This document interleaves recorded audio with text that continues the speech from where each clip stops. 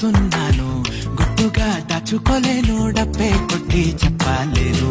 పట్టలేని ఆనందాన్ని ఒక్కడిని ముయ్యలేను, కొద్దిగా సాయం వస్తే పంచుకుందాం నువ్వు నేను. కాసేపు నువ్వు కన్నా తక్కు నిన్ను నన్ను చూస్తూనే ఉంటా, కాసేపు నువ్వు మాట్లాడకు కవిల కావ్యం రాసుకుంటా. ఎడారిలా ఉండే నాను సింధు నదై పొంగావే, ఉండిపో ఉండిపో ఎప్పుడు నాతోనే.